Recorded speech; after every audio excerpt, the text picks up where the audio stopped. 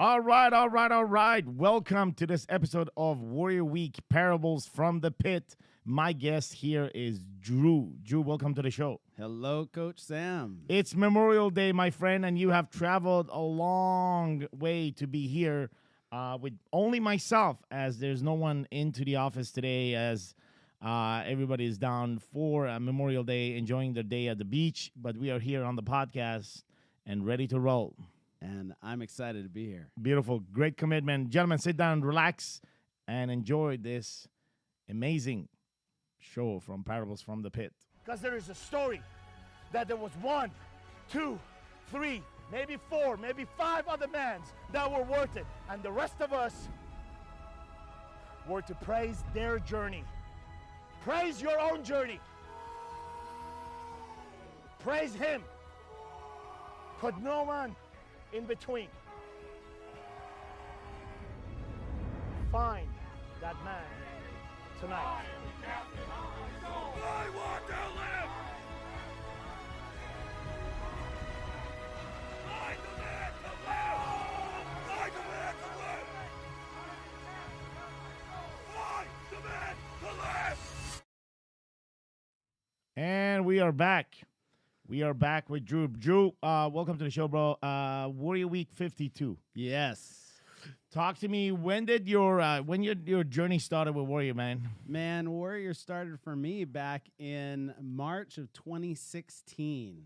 Okay. What was your first experience? Warrior Book 500, a buddy of mine, Mark Milrow, he introduced me to Warrior. He just sent me a link on Facebook, and it was, Garrett, and totally not produced. He's like on a whiteboard, shit's not working. He's like, it was so funny, but the content though just totally resonated with me. And so that's I signed up. I think that I want to say that day or maybe the next day. And I think I remember seeing you coming into Warrior Wealth at one of the conferences. Yep. And then it was that time I think you decided to, or maybe it was a WarriorCon 3. That you decided to come to Warrior Week. What made you decide that it was time to come to Warrior Week, man? Well, actually, what made me decide to come to Warrior Week is my wife came to Warrior for Women. Okay. And while she was there, she said that she was going to sign up for the, kind of continue on for the women's program. I forget what it's called, but, she did the enhanced women's program. And when she made that call, it was, kind of interesting because she just said, hey, I'm doing this and I'm not asking permission. Mm-hmm. And I thought that was pretty powerful. I'd never actually heard that from her ever. And it was kind of in that moment where I realized, we're in a space in our relationship where while we need to be conscientious of one another, we don't need each other's permission. Mm-hmm. And so that was when I decided that I would reach out to you for Warrior Week 52. And, what was it that you were looking for? Like, what was pulling you towards Warrior Week, man? The thing that was pulling me is nobody in my circle I felt like could actually understand or relate to me. I don't really have any friends who own a business. And, it's interesting because so many of them just had this perspective that everything in my life is great. And yet on the inside, I'm feeling a ton of turmoil and frustration and challenge. I felt very alone. I didn't feel like I had anyone I could connect with. And so coming to Warrior Week for me was a way to find some men that I could connect with and learn from and relate to and share with and cry with and laugh with. And I just didn't feel like I had that in the world I was living in. So let's talk about that. Let's talk about your world. What was happening at that time in your world? Like, what was happening in your marriage? What was happening inside of business? But more importantly, what was happening to you, man? Yeah, so in my marriage, things were starting to actually really take off. When to kind of backtrack a little bit, when I just signed on with Warrior Book 500, in that first, I guess it was maybe 90 days or so, I was engaging with the process, doing everything that I was told to do, and just trusting the process. And in there, I don't remember exactly when it was. It had to have been at least 45 days into the process, though. My wife said, you know, if you hadn't have done this, I was ready to leave. Mm-hmm. And that triggered the fuck out of me. Yeah. I didn't know. Like, Yeah. I truly had no idea that that's how she felt. Now, when I think back on it now, were there signs? Sure, but I was oblivious to them. And so where I was when I decided to come to Warrior Week is that we'd moved beyond all of that. And my wife was feeling empowered in our relationship. She was beginning to feel that I was safe to talk to, where before she never really felt safe or secure to really share her feelings with me without me losing my shit. My relationship with my kids was still a little bit rocky with my oldest son, David. In business, my business had actually become the largest it had ever been. My business had basically tripled since I started with Warrior. But all that shit's going on, and I still felt lost. Mm-hmm. I had all these things rocking and rolling and happening, and yet I had this disbelief that I could see it continue. Like, I had this mindset of self-sabotage. And so it was almost out of scarcity that I came to Warrior Week, because I was feeling as though I was going to burn it down. And I didn't know why. There was no indicator that I was going to burn it down. Things were really working well, but I was fucking afraid that I was going to lose it. Yeah. And that's what brought me. So, how long you were married? Like, how long you been married? Yeah, so this year, Danielle and I will have been together for 20 years, married for 15. Amazing. So, 20 years to get how many kids? 2. 2 kids. And 20 years, and then out of nowhere, you were kind of told that, hey, you know, if you would have done this, I was ready to leave. Yeah. What you know, other than being triggered, but what did you ask her? What did you ask her? Like, what was it? What was the next sentence that came out of your fucking mouth? Yeah, I think, you know, I was pretty blown away. And so the thing that I really recall was just asking her why she'd never told me. Yeah. Like, why was it that if she was feeling this way, why is it that now is the first time I'm hearing about it? Yeah. And truly, I don't know what is it that causes this, but it's very different from man to woman. I can't really speak from woman, but I can speak from my observation, is that there's a tremendous amount of tolerance when it comes to women for tolerating pain, tolerating behaviors that is causing pain, tolerating behaviors that is, to some extent, creating disconnection and gaps. When it comes to men, you know, we don't tend to tolerate that long, meaning that if there's a dude that is fucking around, and if there's a guy that you kind of don't want in your circle, or if there's a guy that is causing you pain, eventually you get to the point to freeing yourself from that, either by expressing yourself or removing yourself from that environment. Absolutely. Now when it comes to our wives, and when it comes to females, like, it's confusing because a lot of us train ourselves to not say anything and tolerate pain, and so many others actually start a revolution against it, like, you know, as if they want to cause more pain to dominate the pain that is being caused. And yeah, I don't know when was or what podcast was. Is like, you know, we only hurt people because we're hurt, and that resonated with me when it was told inside of my own marriage. There was a period where I was fucking bullying. You know, I became a bully. You know, and what I thought I was just leading. And this goes like 15 years back initially. I thought I was leading, and today I realized I was fucking bullying. Like, I was bullying, I was dictating, I was not hearing, I was simply, you know, creating always the next steps because I kind of knew what the fuck I was doing, and life proved that I didn't know what the fuck I was doing. and yet I had this idea that, hey, I know what I'm doing. I wasn't hearing out. So what were the patterns and behaviors of yours now that, if you look back, that you felt truly created these blocks for her to start building a wall, man? Yeah, well, I mean, you actually just kind of touched on it. I mean, the reality is that when so it's interesting when I think about how Danielle and my relationship started, you know, she really, and she would admit this too, that she would say that she lacked direction, that while she knew that she wanted to graduate from college, at the same time, she really didn't know ultimately what she wanted. Her family life had really lacked a lot of control. Everything just felt wild for her. And so with me, I lived a very kind of regimented life. And so she looked to me as a rock in her wild life, right?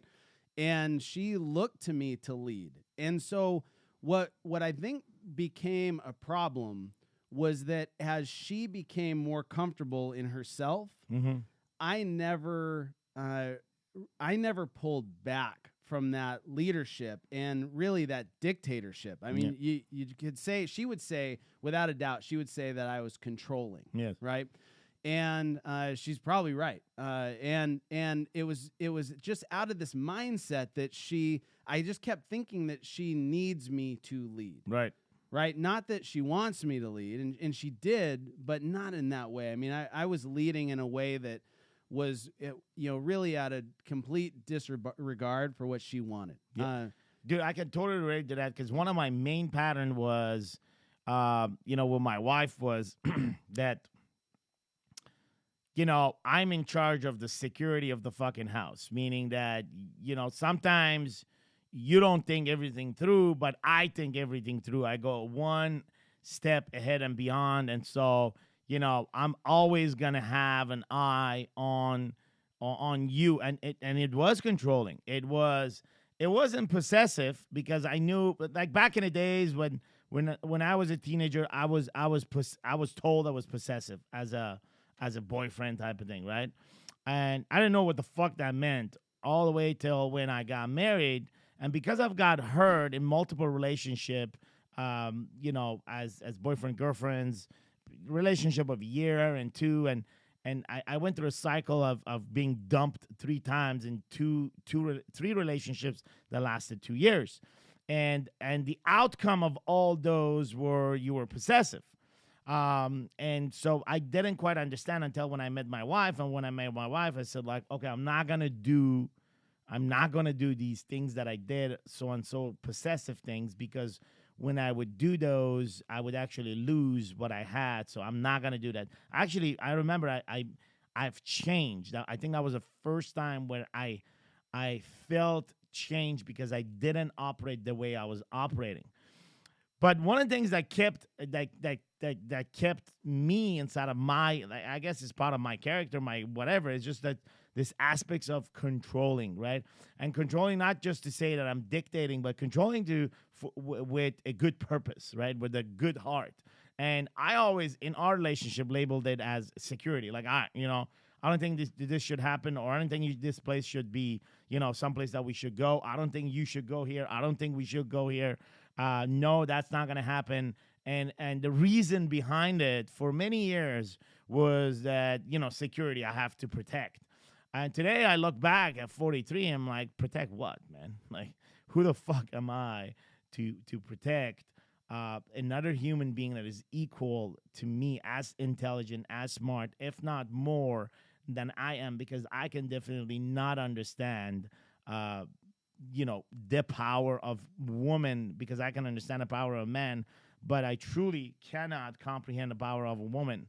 And I'm not saying a woman could truly comprehend the power of a man, but in that space, man, like, I had to sit down with myself. I'm like, control. Like, first of all, I am not in fucking control. I had to let go of all that. Second of all, who the fuck am I to control the thought process of another human being? And this human being is actually the person that matters the most in my life. This is fucking retarded. Like, this is non-productive. I'm going to end up hurting the person that I love the most. And then I'm going to fucking get out of the house one day and look at the sky and recognize the sky is fucking red. And I'll be sitting and I'll be like, what the fuck happened? Why is this happening to me? Yeah. Not knowing that all this time it was just fucking pouring pain in it, right? So what pattern and behavior of yours was it specifically that would make you controlling?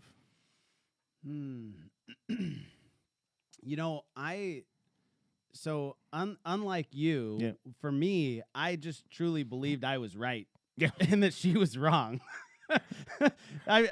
If I'm being completely honest, I just believed that these feelings that she had, which she expresses a lot of things and feelings, I don't.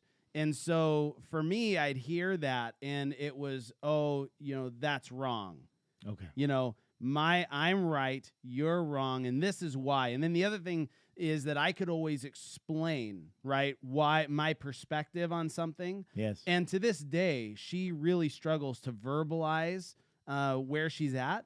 And so I would use that against her, right? And I say, well, because you can't verbalize it, you obviously don't know. And I do, because I can say this, that, the other, and here's my linear thought process that you obviously don't have. So I know the right way. Right. And that was extremely destructive. Yes. In the beginning of our relationship, she, I think, appreciated that. Yeah.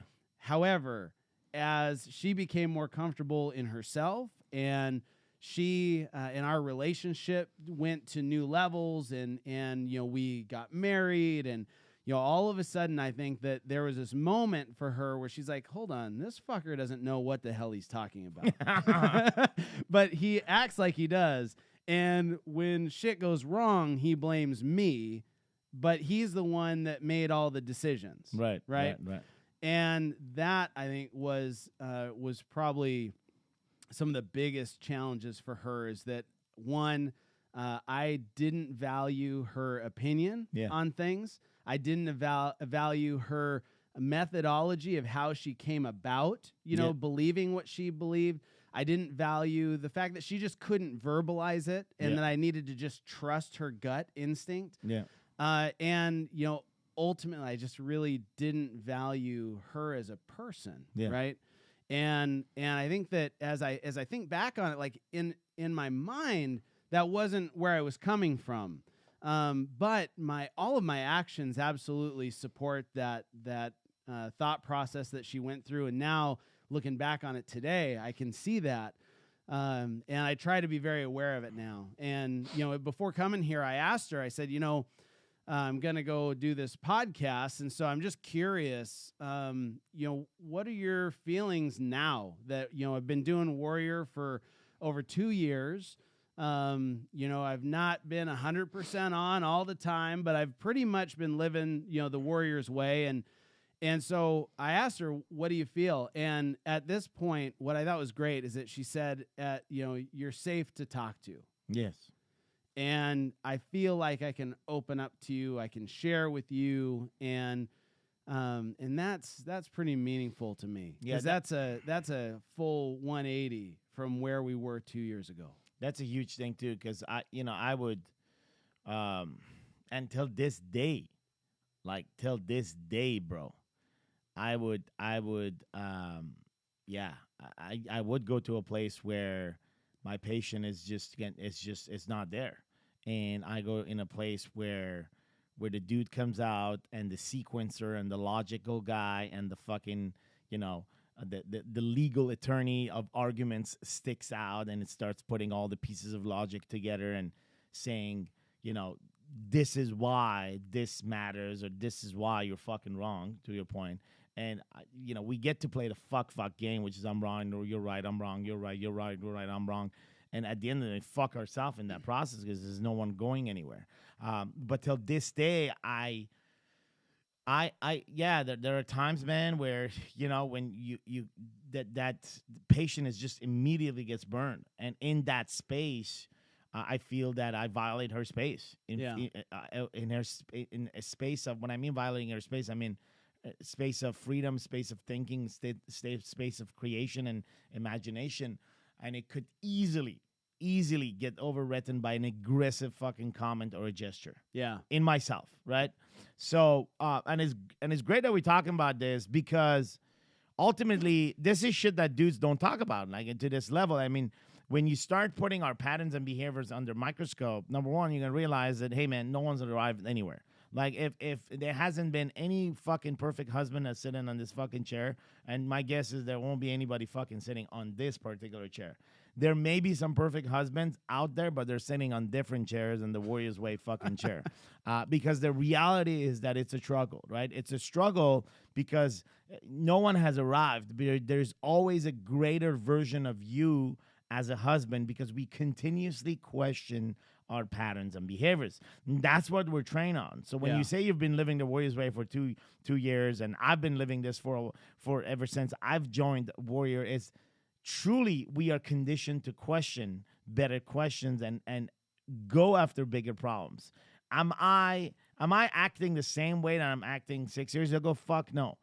Do I still have some of the patterns and behaviors on the past? Yes. They will never, I will be a foolish to think if they will go away. They're part of me, man. They can never go away. So the manifestation of it from time to time is going to come out. And if I deny the fact that it's not there, it's just worse, because one day it's just going to take over. Yeah. And so when we say that we learn to live with our totalities, that we get to learn with our patterns and behaviors, because it is the same fucking patterns and behaviors that attracted your wife to you from the beginning. And you said it here at the beginning, this is what she liked. So, you cannot dismiss that. That's scientifically there. Mathematically, that equation was put together to put you two together. And then we become disconnected from our patterns and behaviors, and the amount of pain or expectation or false hope that we actually create by our decisions. Because our decisions most of the time are linked to our assumptions and our justification. Yeah. And that projects an expectation and a hope for them that is not always met. And in that space is where we end up hurting them.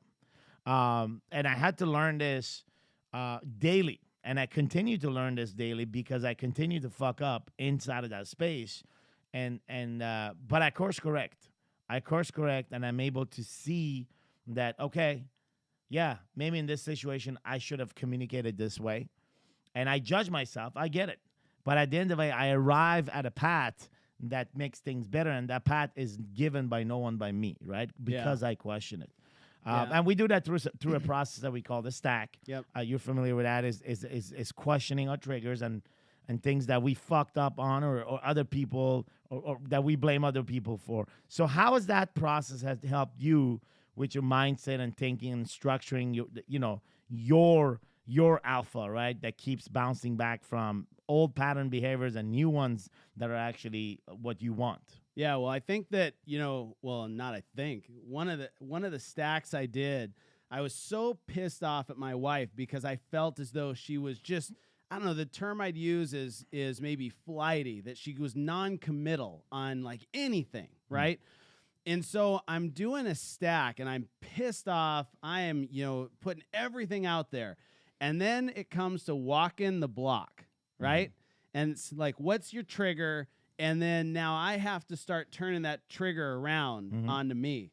And I can't remember exactly what the trigger statement was, but what I do remember is that when I had to walk the block and turn that trigger statement back on me, I broke down in tears because it was this revelation that I was the one that was being everything that I was blaming her for. I was doing all of that. And by the end of the stack, I was just a blubbering mess. And I think that might have been, if not the first, it was maybe like the second stack I ever shared with my wife. Yeah.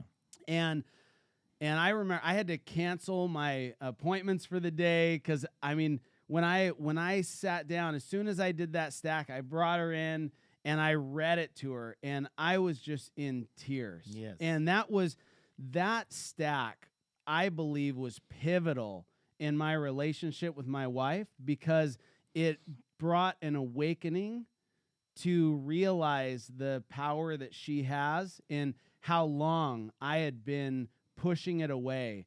And while I was blaming her for being non-committal, ultimately it was me who wasn't being committed, who wasn't committing to the things that she wanted, the desires that she had. And it was all self-centered on me. And that revelation was significant. It was, to this day, I think that stack was the most powerful stack that I've ever completed. It's not the first one that's brought me to tears, but it's definitely the first one that hit me in that way where I would say that it changed my life forever. It's crazy because of this idea of projection, right? We project the things that we are ashamed of. We project the things that we blame. We project the things that we're angry at, right? So and it was reminded once again to me by my wife. So yes, I think it was yesterday, man. I ordered Persian food at this place, and this place is down here in Orange County. It's supposed to be, and I knew this place is always fucking busy, especially on Sunday. And it was like 3 p.m. in the afternoon. It was like rush time. People come and pick some shit up, and whatever. I knew it was gonna be busy because I knew the system is already fucking broken. So I called rather than go there because I knew it was gonna be a shit show. I called and they said, they take my order and they said it's gonna be ready in 40 minutes. Come pick it up. So I go there, and it's a grocery store, and part of it is where the restaurant is. So it's like a grocery store, and then the part of it is the restaurant, and it's split out, and you have to pay at the restaurant, and you can't pay at the grocery store, and they have all these rules of operating. So I go there, and there's a bunch of people in line. So the first thing I'm triggered about is like, okay, where is the line for fucking takeout? Like, first of all, is this the line to pay, or is this the line to take out? Or is this the line to fucking, wait for your food? What is this fucking long? Because this line is fucking long. And motherfucker, you are in America. You should have a fucking sign that says pick up here, or that says, especially as if you're busy as you are right now, and you don't have fucking chairs and tables, and it doesn't look like it's a fucking restaurant. It does. I don't know what it is. Is it a grocery store? Is it a fucking restaurant? Is it a bakery? Whatever the fuck it is, it's a way for you to make a lot of money, but yet it's not structured. So all this thing is going on in my mind, by the way. So I'm waiting. I get triggered, and I go and ask in the counter and say, hey, if I have a food to pick up, where do I need to pick up? So I was told to go back in the fucking line, which meaning that's the line. So anyway, I waited like 5 minutes. It wasn't that bad. Come to the counter. The person, no greeting, no hi, nothing. Just like, okay, order. Okay, for Sam, takes the money, and that's it. And then she gives me the receipt. So I look at her like this in the eye, and I'm like, what's next? She's like, oh, that person is going to talk to you. I go, oh, okay. So that's the second fucking trigger. It's like, what the fuck? You don't even, not that you don't greet me, now you didn't even give me a fucking instruction. Another stack of trigger on top of that, right?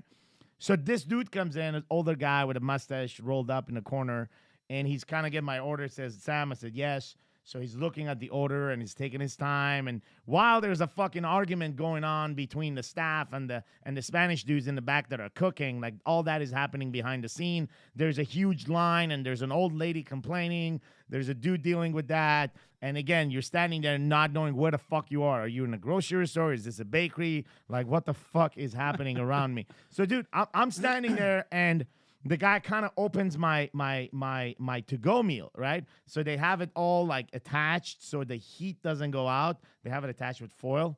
So he opens the foil. Then I get fucking triggered because I got another 30-minute drive to home, and now the food is going to get cold because he just opened the fucking foil and the heat is out. So what's the point of preserving the fucking heat with foil?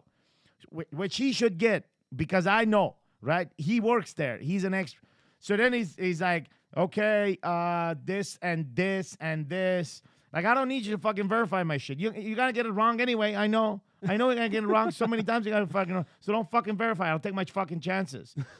Then he's like, oh, apparently we give you one piece of meat extra. Okay. So he began like taking it back. So then at that point, I'm like, fuck this, man. I said, hey, don't take it back, man. I don't want my food to be like, I don't want my food to be manipulated again, man. I don't know whose hand is going to go in and take that off and put it back on. So don't do it. Just don't worry about it. If I need pay extra, I need pay extra. Just pack it up and let me go. If I need to just take the fucking rice, I'll just take the fucking rice. Don't take my fucking food in the back. Right. So the guy is like, he's offended. I didn't say fucking. I just told him in Persian. I said, just give me my food back, right? I didn't swear. I just said, give me my food back.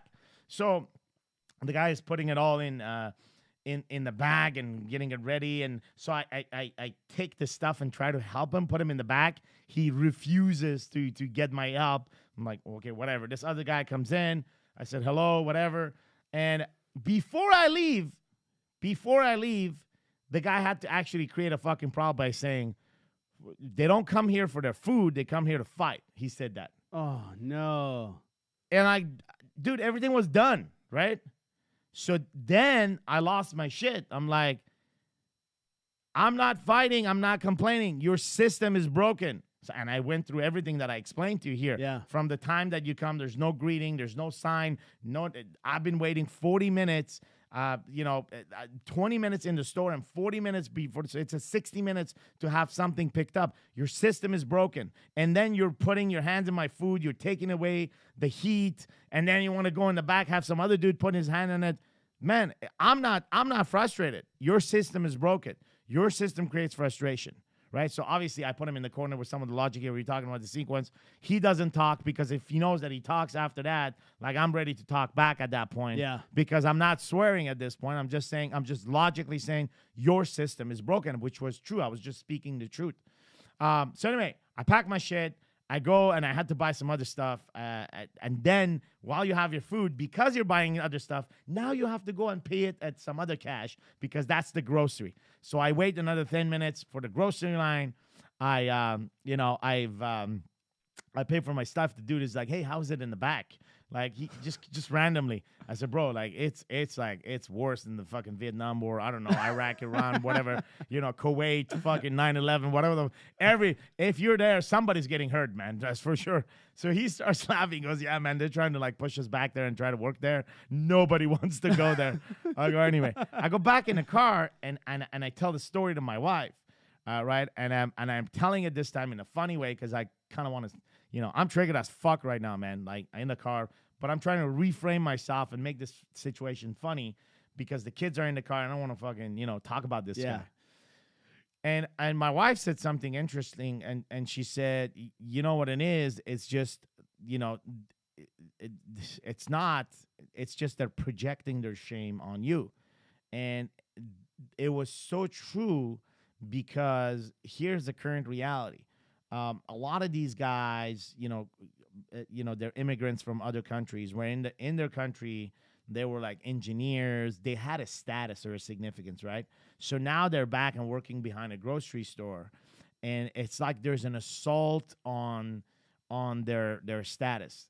I don't quietly give a fuck about this story because my dad was exactly who this guy was. Yeah. He left everything, so he brought us here so he can have a better life for us, and he never acted like them, right? So I don't buy that fucking story, but I do believe that the majority of them operate this way because every time we go in a place where the people in service are Persian, and if they're serving Persian, which means that, they're serving so-and-so people from the same culture, then they feel ashamed that they're serving at this level because before they were served. Yeah. Now they are serving because condition has changed. And that feeling of being ashamed is now projected in, the comments and the attitude and not saying hello and this and that because they don't operate this way with other people, right?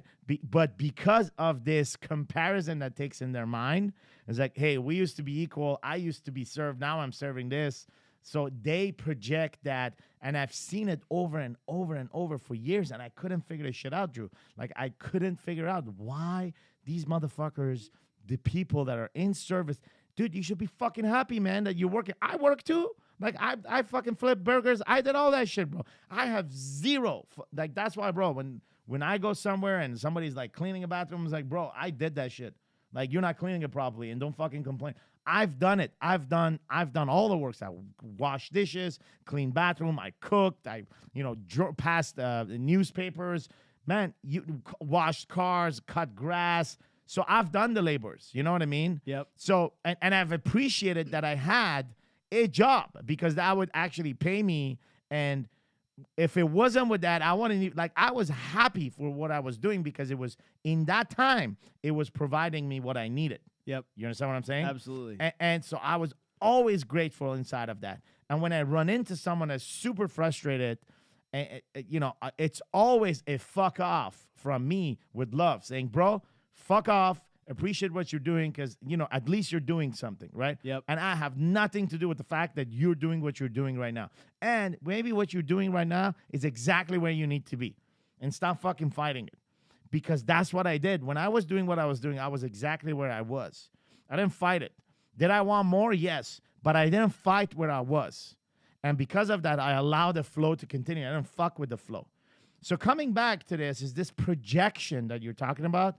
Projection of, they feel ashamed, and that becomes a projection of anger, right? Yeah. It's a blame. They don't know really who. There is a villain, whatever the fucking villain is, and there's a frustration against that villain, and that anger comes back, and there's this back and forth that always taking place. So interesting that you brought that up, because yesterday, truly for the first time, I've actually physically experienced this projection. I've always talked about this and I've seen it in myself, but to actually solve a problem that for years I was like, what the fuck, man? Yeah. And to be able to solve that, my wife told me that was huge. So, I project too, right? I project constantly. When I get angry at something, it's truly my projection of the situation and how the situation is affecting me, or how I'm showing up in that situation. Yep. Dude, I'm constantly projecting frustration when it comes to, nutrition and following striction around nutrition, or, working out. It's just like that frustration, because, dude, it's the ongoing work, right? It's the ongoing work. And for all of us, there's an area of weakness. And that's my area, right? Yeah. And working on that, there's the progress is there, but it's not instantaneous. You know what I'm saying? Yep. So you find yourself constantly in this situation of projection. Yeah, no, it's really interesting because since, joining with Warrior, and especially since Warrior Week, because there's a distinct difference in who I am post Warrior Week than pre-Warrior Week. Yeah, let's make that fucking clear. Well, and it doesn't matter that I was in it for over 18 months before going Warrior. Like Warrior Week makes you a different human being, right? And the thing that I would say, and I've heard it over and over again on Parables of the Pit, is that I see the world in a different way. And so now when I get those frustrations and when I get triggered by something, the thing that I don't, I guess I don't experience it right away, but what does happen is I start to realize the only reason why I'm pissed off is because there's something about that's a reflection of myself. And that awareness is a little bit fucked up because it makes it difficult to stay mad, right? And sometimes you want to. Sometimes you want to be pissed off. Yesterday I wanted. Yeah. And then I realized that, man, well, I'm pissed off about that because there is something within me, and that's just a mirroring back something I don't like about myself. Yeah. And that's exactly what happened yesterday. So all along I'm hearing this projection thing, and I'm mad at myself because, man, I could have just totally handled this differently. I was already pissed off all day, walked into that store, I walked in pissed off. Yeah. So it wasn't that these people were doing anything to piss me off. It's because I already sequenced it to be fucking triggered, and I was just waiting for the final victim to blame, which was the old guy with the fucking mustache, Yeah. The guy was cool. The dude was cool. I could have snapped at the lady. Yeah, I would have probably much rather snap at the lady because she was fucking rude. Yeah. She didn't say hi. Big fucking deal. How many other times we've gone to places and people didn't say hi? You got the fucking food, get the fuck out of there. Yeah. What, you here to say hi? You're here to buy hi or buy the fucking food, right? Yeah. So, but I've already set myself up for that trigger. And when I went back in the car and when she said that, I was like, fuck, man. This is all about me, right? This is all about me. And like, okay, what is it in this moment in the car? I was all fucked, man. I'm like, okay, in this moment, what is it that I'm truly triggered? Well, motherfucker, you're supposed to be on like some fucking diet. And here you are with like bags of heavy duty food and like sweets and shit like that. And it's like, bro, the food is good here, right? But like you're going overboard right now because when you went to pick this shit up, you weren't supposed to pick a bunch of sweets and then like your excuse, I'm gonna pick it up for the kids. Kids don't give a fuck about sweets, man, because they're not conditioned that way. Yeah. So, dude, in the car, everything came very clear. That it's like, fuck, it's truly not about the place, the system, like, and I can go on logically make a very beautiful argument that it is about them. And the truth is, the system is fucked up. But I'm not there to buy the system. Yep. I'm there to fucking buy the food and get the fuck out of there, man. Yeah. So I can choose my battle, right? I can be relevant and say, where the fuck is my food? Get the food and get out of there. Or I could totally be irrelevant and fight the wrong battle, which is you guys have the wrong system and blah, blah, blah, blah. Dude, like, my opinion is not going to change the fucking system. And even if it does, who gives a shit? I'm in that system once every 3 months. Right. Yep. Right? Yep. So the relevancy of what we, act upon, and these are all concepts that we're trained of, right? Yeah. But to be able to reframe all this shit within like 10 minutes and have the rest of the day more clear and more conscious about the choices that I'm making, both for myself and my family, dude, like I can't put a fucking value around that. You know, the one of the things I was talking to my wife about before coming in here today was, I was just thinking about how over the last, probably a year now, almost a year, there have been just components in my life where I felt way more triggered than I'd felt previously. And as I was thinking about it, Danielle and I both kind of came to this conclusion that, in May of last year, we moved Danielle's parents in with us because they need care, right? They live a completely different life than we do. I mean, in every sense of the word. And in their relationship, they are completely disconnected. And sometimes it almost feels like they hate each other, right? Yeah. And then the way that they eat is completely different than the way that we eat. And what's happened since bringing them in is that, all sorts of components within my life and within Danielle's life and our kids' life has kind of gotten fucked up from just being around them, right? They're very negative just in their nature. That's just who they are. And so next thing I know, and it was Coach Sean has over the last few weeks made a couple of comments on some posts that I made into the network.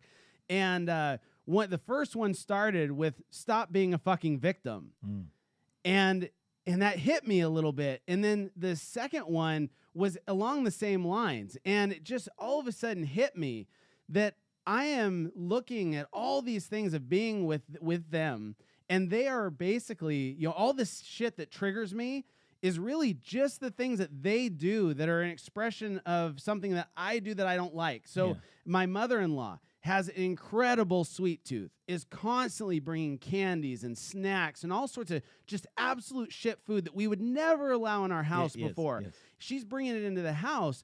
And the reality is that I don't have self-control around that, right? Yeah. And I'm not giving myself control around that. And so all of a sudden, I start gaining weight as she's been in here, and she's constantly bringing in more and more and more.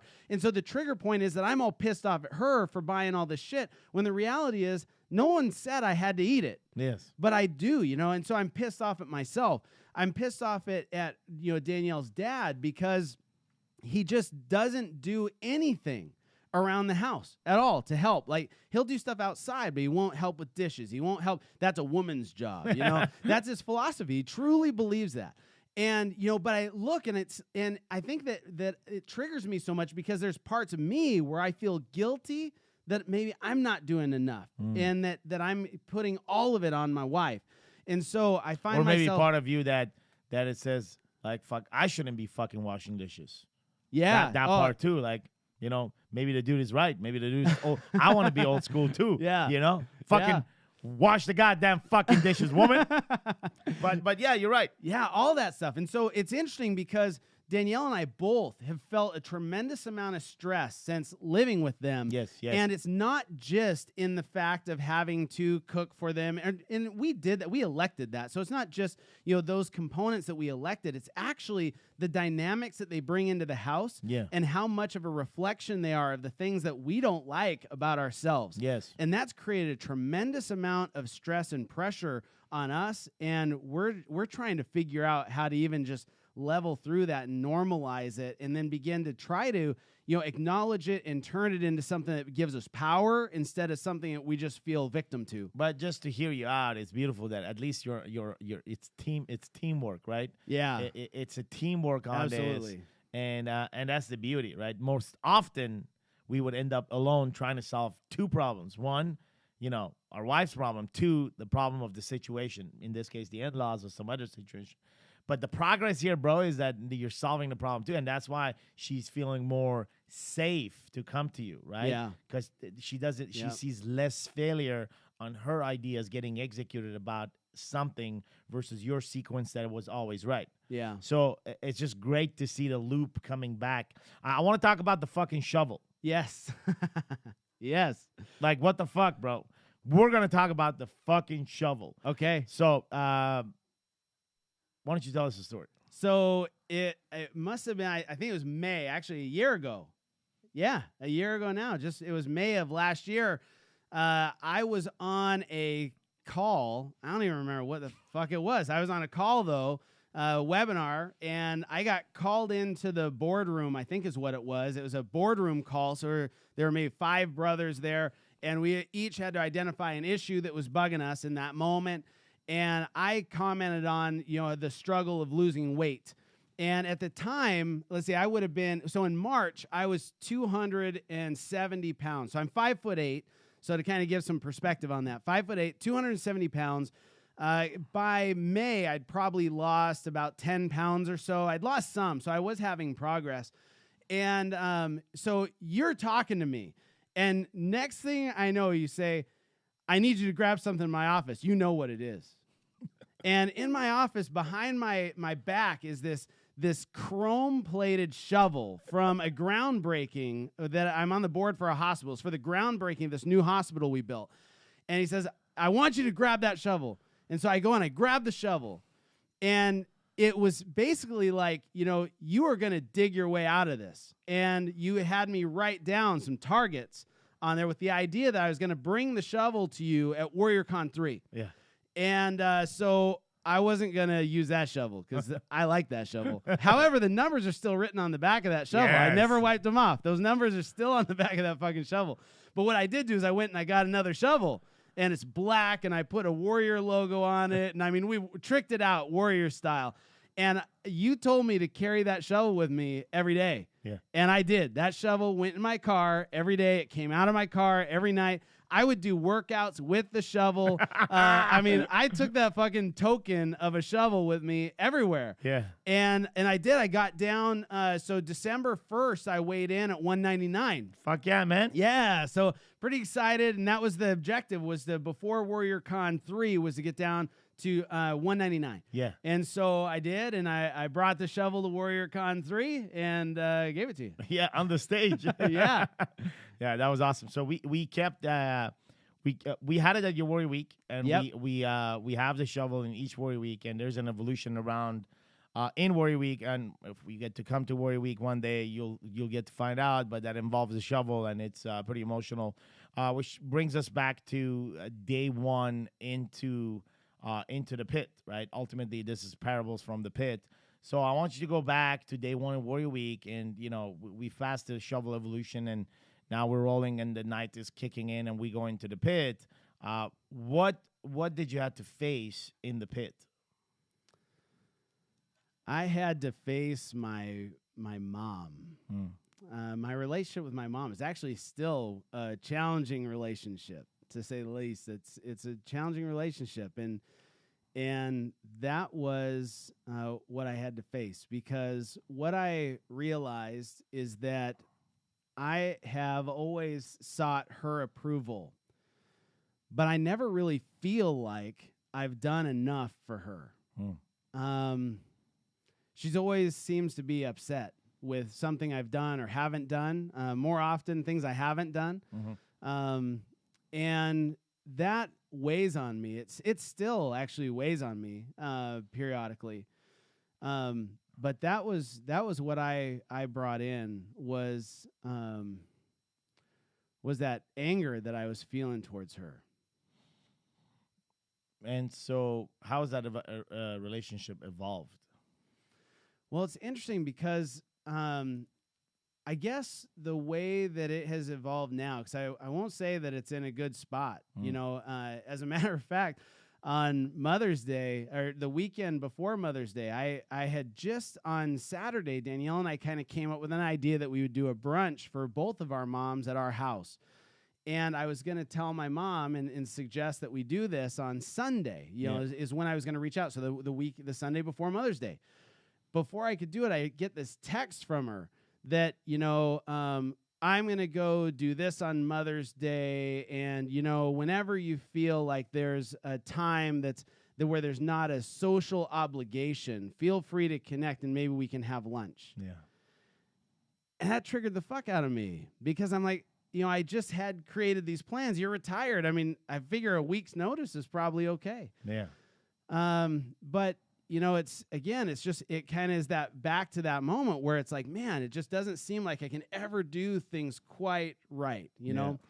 And so the space where it leaves me in is, and I still find myself falling back to this old method where it really triggers me, but the space that I kind of fell into is this acknowledgement that that's on her. She is choosing to receive me in that way. Yeah. And it doesn't matter that what I say. She's choosing to receive me that way. And I have to be okay with understanding that that's on her and that's not a reflection of me. Yeah. But it's hard. You know, I mean, it's my mom. So sometimes that's hard. It's hard, bro. And you know, for dudes listening to this and guys listening to this, I mean, you know, let's put all fucking bullshit aside. Something like this from a loved one, mom or dad, or, you know, someone, brother or sister, like an ongoing conflict, you know what I mean?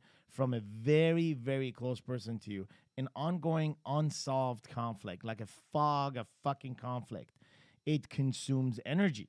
It does. And here's how this has all come together that most entrepreneur and most businessmen don't want to fucking talk about, right? So because you get all these cool guys coming in on Instagram talking about, you know, oh, do this, motivational talk. And then the reality is when you break it down is it comes down to consumption of energy. And if you wake up in the morning and you have this unresolved conflict most of your life, right? Something like with your mom, there's this fog of unconflict, like fucking, you know, unsolved conflict. And you have to wake up and you have to contribute energy into it. Like because you're thinking about it and now it's consuming your thoughts. And so it's taken away what could have been given to your wife next to you. It's taken away what could have been given to your boys and to your kids and to your loved ones, to your employees, to the people, to yourself, most important, to yourself. And so for years we operate under this, hey man, I got this. Don't worry about it. You know, my mom relationship is not that, you know, she's old, like, or whatever. Fuck her. We don't talk. Guy fucking talk when it comes to fundamental source of problem that affects one energy. Because as you start resolving that source with conclusions such as yours, which is, hey, I will never be able to change the way she's perceiving things, but I have to be okay and understanding that this is how she's going to perceive. Just because she's perceiving in this way doesn't mean that I'm fueling it this way, right? Right. I'm not fueling it the way she thinks she's perceiving it. And so that is on her.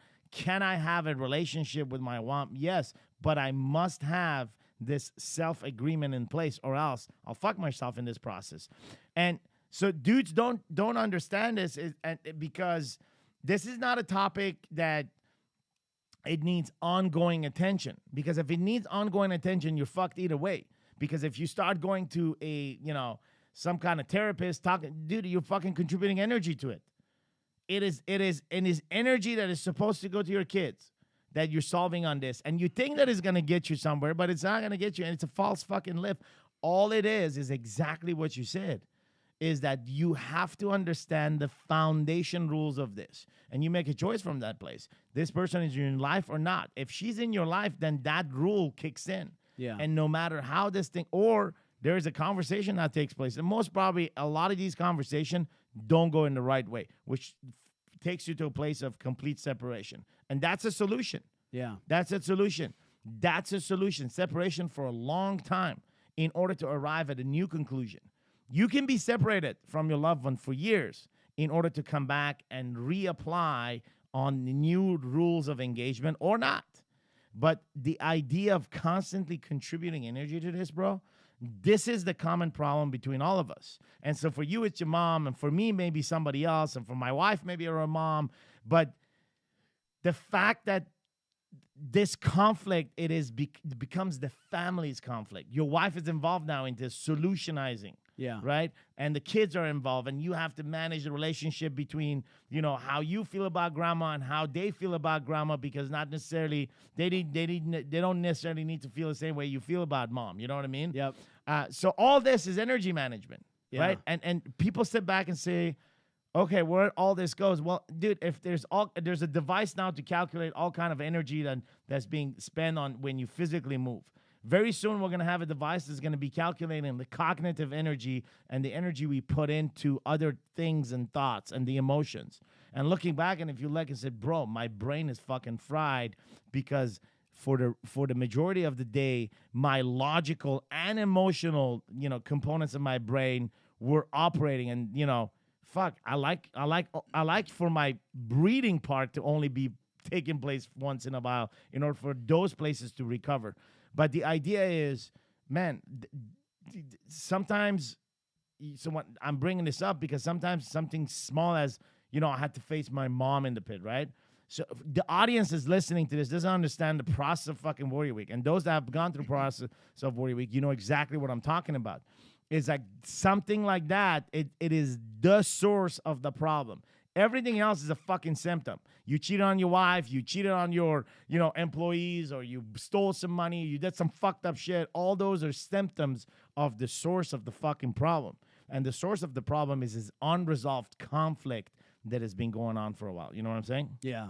Yeah. No, and the way that I view it manifesting itself within me is that I really just struggle with believing in myself, right? That I feel like internally, so I might have some external folks saying, or that, or even results saying, "Oh, you're doing the right thing," but internally, I'm constantly in this battle of questioning whether or not I'm doing the right thing. Yeah, and that's something that I just am constantly having to work through and identify that I guess getting that certainty, right? Because it definitely. When I think about my relationship with my mom, I definitely do not feel that it gives me certainty. Yes. At all. And so that weighs on me. And the energy, you're right. I mean, even in recognizing that, and I can tell myself that, hey, this is my mom's, perception of the way that I'm responding. She's choosing to take it this way. But it still weighs on me. I find myself, it could be as simple as something like just washing, taking a shower. And next thing I know, I'm thinking about how, she's upset at me. And this was like 3 weeks ago, right? And it still will take that mental energy. And so, so it's interesting because it's something that still, I guess I haven't fully worked through. And I just am constantly feeling at battle with. And then I need to... I want to. Yeah. I want to find, resolution in that. And so one of the challenges, and you kind of touched on it, is how do we operate moving forward in this relationship?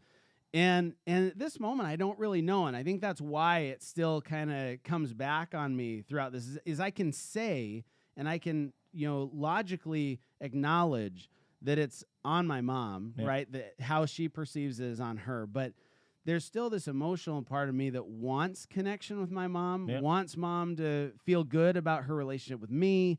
I'm an only son, so it's a pretty big deal for us to have a fucked up relationship, right? I mean, that's a big deal to her. I know it is. I know it's painful for her. And so recognizing that, it is hard, and trying to figure out what to do with it is presents its own challenges too. So I think part of this is, this fire that you find within at Warrior Week, right? And the you brought it up on this conversation is that living the Warrior's way is one thing. Coming into Warrior Week changes a man because it's the fire that forges a man forever to move forward. And just like if you think about fire, it is constantly moving forward. It is constantly moving up. It is constantly rising. It is a constant movement of rise and expansion, and it's a beautiful metaphor to look at fire and what you forge within that actually grows and keeps you pushing forward, and ongoing problems, right? Ongoing problems that we are solving as men in business, in relationship with our kids, our wives, and obviously on the conflicts that are unresolved, such as in your scenario. But if you look at it, it's like two parallel lines, right? You and your mom in two parallel lines. And the question you need to resolve is that how close these lines need to be, because your fire may burn her line and her coldness may actually affect the fire, right? Yeah. So what is that distance? Because it's going to be parallel forever. It's going to be parallel because it's mom and you, right? The biology has been written in the universe that this is how this is brought together. And the question that we have to manage as adults, because your life matters, your family lives matter, and now you are pulled in a lot into the life of others, including your in-laws, and which it's all energy consumptions, all of it. Everything that we talked about today takes ounces of energy from you. That could be given into your wife, that could be given into your kids. And I'm not saying what you're doing is wrong or right, but I'm saying it's the reality. Is that's why this feels like overwhelming. That's why it feels like it's hard.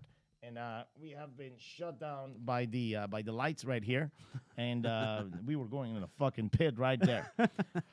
But so what do you like? What do you hear me say inside of this? The parallel lines. Well, I guess that what I'm hearing is kind of what I was getting to, is this idea of knowing that we're always going to be connected. Yeah. Right? In the universe, we're connected. There's no getting away from that. We're connected. We're tied together. But I do get to choose how long the length of rope is between us. Yes. Right? And so I need to need is an interesting word. So what I want is I want to identify where that relationship fuels me. Yes. Right? Where does it fuel me? How does it fuel me? At what distance do I feel power from the relationship versus feeling it like a vacuum sucking it from me, right? With the idea that if I can find that space, then what it does, it actually creates opportunity for me to grow and fuel the relationship a little bit. Yes. And maybe as time goes on, we can bring our lines closer together. Yes. Right? That's how I view that. That's how I think about that, and that's the space that I think I'm in right now, is just trying to identify what is that gap that's appropriate for us. Because ultimately what I want is I want to bring the lines closer together. Yes. But it's just not working right now. So I got to figure out what that space is where she has the space to feel like she's being heard and expressing herself. But at the same time, I'm not taking that energy and having it, basically create an energy vacuum sucking away my fire. Absolutely. If you would talk to someone on this podcast, right? We got our audiences listening to the podcast, and the audience actually knows a person that they may actually identify with you. Everything that you shared on this podcast, everything that I shared, you shared. If you were to talk directly to a person that has just been asked to watch this or listen to this podcast, what would you say to this man?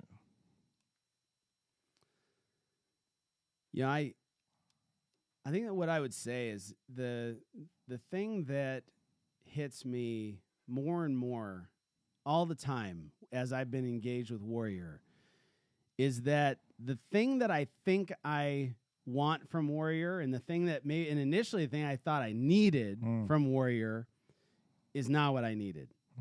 And so we've been talking about balance in relationships this whole time. And yet I came into Warrior for business, right? I came into Warrior for business.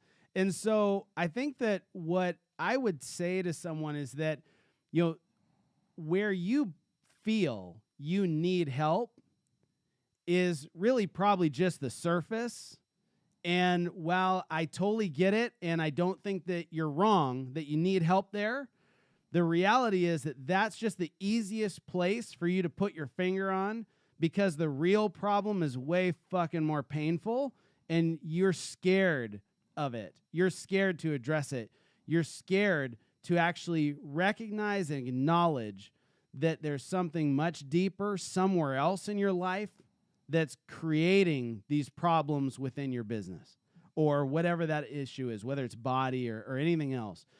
And that I would encourage you to be open-minded to the possibility that there is more to what you're feeling than what you recognize. That is true. That is absolutely true. And what causes that fear is our hesitation towards solving that pain or the problem that we don't want to deal with, right? And we don't want to deal with is that we don't want to be in the presence of that fear, right? Yeah. We just don't want to be associated with the presence of that fear. And because we are in charge, we're pretty good at managing that fear, right? So we manage the fear not to break through, but rather to break free temporarily from the pain, but it doesn't take it away. Amazing fucking podcast, amazing shares. If you are listening to this podcast and you feel that what you learned here inside of this conversation resonated with you, we ask you one thing, and that is to simply forward this message, forward this podcast. Is going to be available in the next 2 days on iTunes and as well as warriorweeknow.com, and just simply forward the link to a man that you know in your life. Warrior Week Now podcast was never meant to be a popular podcast. We will never be popular because the shit that we talk about here is shit that people don't want to hear, right? But the reality and the truth is, and when they do end up hearing it, is it begins the transformation process for them to start looking into a new possibility and start seeking what is seeking them. And inside of those parameters, meet and find what they've always held on to, which is something that we all have within. I often say the fucking, the shovel, and we have the diamond inside of us, but we keep putting fucking mud on the diamond with the shovel. So that, number one, there's a significance that we're doing the work. We're holding a fucking shovel. We're putting mud on our own fucking diamond that is supposed to shine. And then we run around looking most of our lives for shiny objects, where all this time the shiny object has been within, and all we had to do is just remove the shovel, remove the mud with the shovel. So the shovel is just a tool, right? Yeah. It's what you do with it makes it different. Thanks for being on the call. I know this was a special day for you. Come down here on Memorial Day. Yes, it was. But it's also going to be a special podcast because we started off with the sun coming into the office, and now we're walking into the night. And, the last thing that is left here is just to rub some oil on our nipples and and make something unique out of this. Drew, thanks for being on the call, man. Yeah, 52, ride or die. Okay, whatever that means. Kings 52, man. All right, thank you. Gentlemen, have yourself a fantastic week. I was a man that didn't know how lost I was, and